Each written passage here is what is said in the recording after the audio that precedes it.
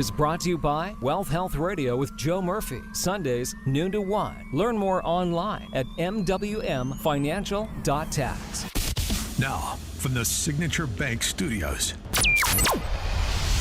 this is Chicago's Morning Answer with Dan Proft and Amy Jacobson on AM 560. The Answer.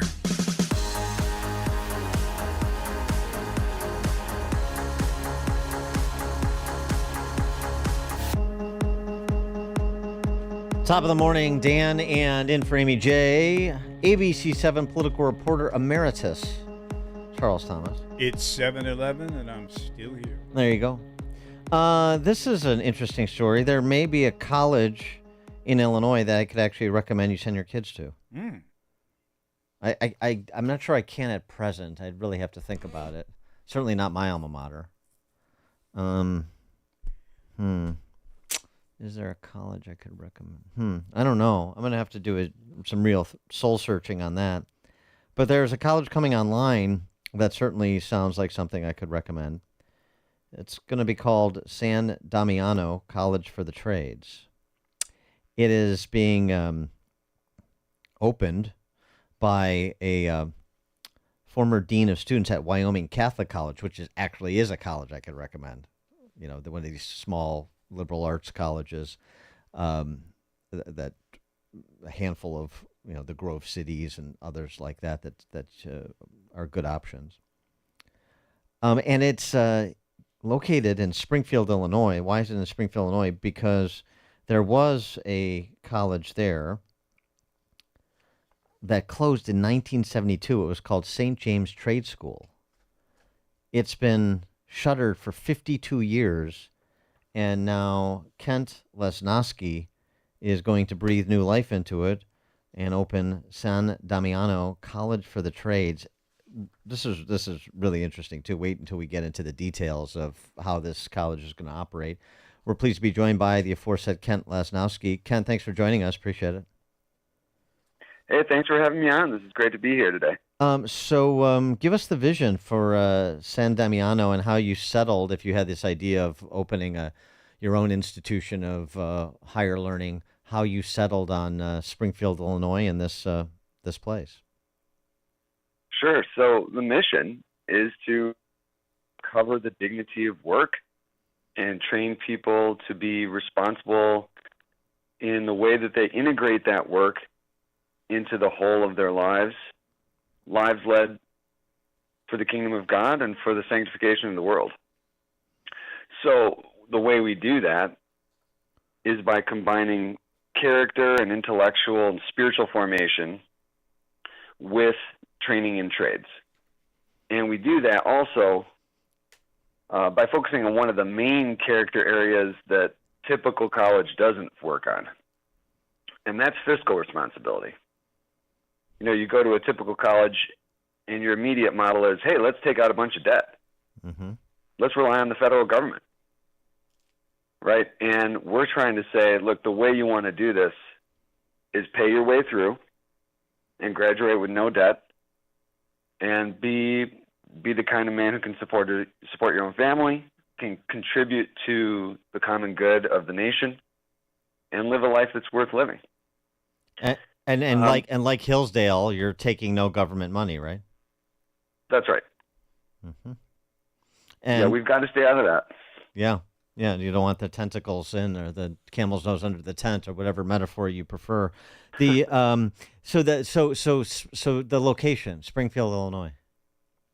Sure. So I've been noticing, and for years, ever since I was in grad school, that there aren't enough good options in the Midwest, particularly for higher education that's creative, that's a new style, that's fixing the problems that we've been seeing develop over the years.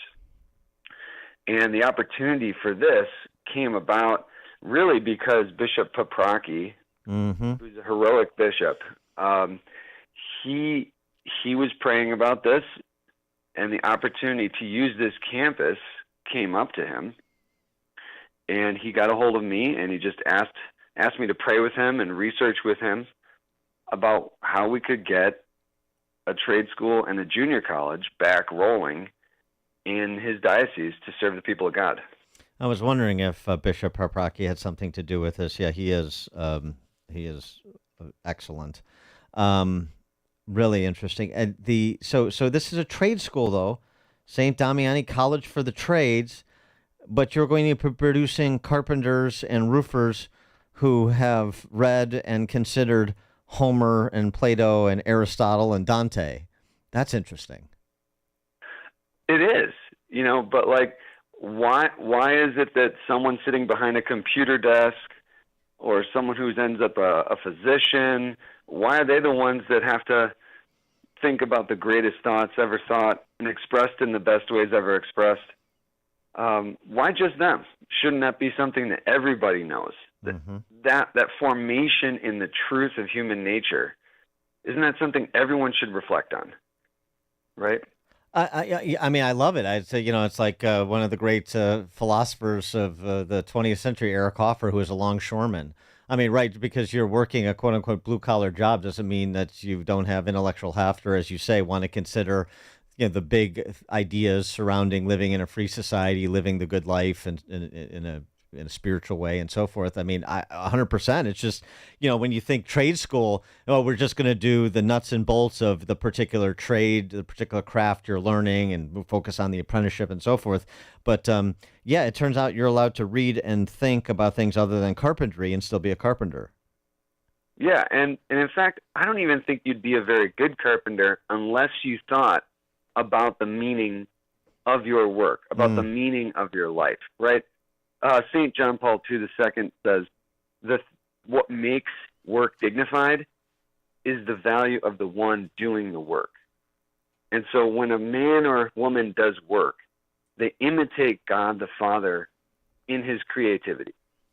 And every swing of a hammer, a person ought to be cognizant of that fact, of what they're bringing to the work as an image of God. So, I mean, this school has been shuttered for half a century. So, what is it like to get this off the ground, and where at what stage are you? Sure. Well, it's a great adventure. The place we are right now is applying for permission to operate with the Illinois Board of Higher Education. It's going to be a process.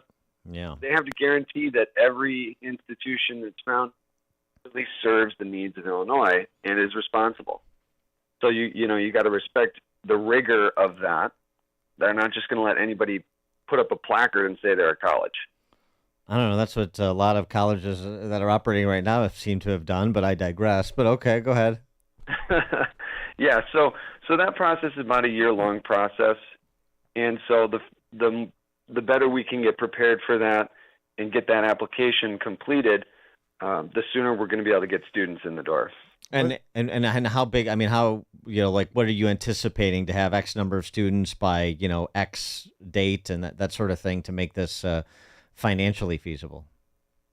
Sure. The financial stability of the college, again, is a totally different model from the way most colleges are working. We need about 75 students to operate in the black.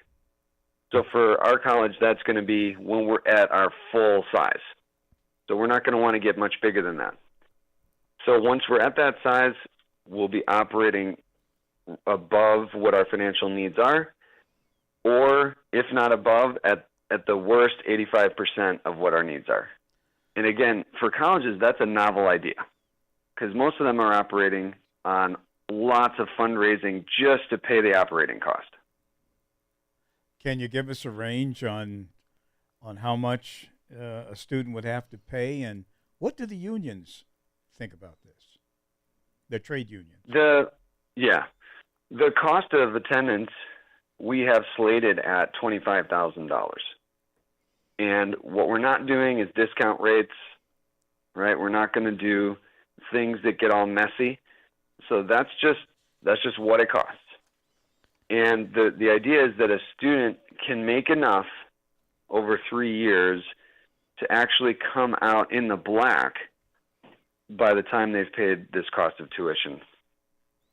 When it comes to the unions, they have been supportive, especially the Carpenters Union. I've had a lot of conversations with them about their school in Pekin. And so what they're really looking for is me to get people to sign up for the union and jump into their apprenticeship programs while they're in college with us.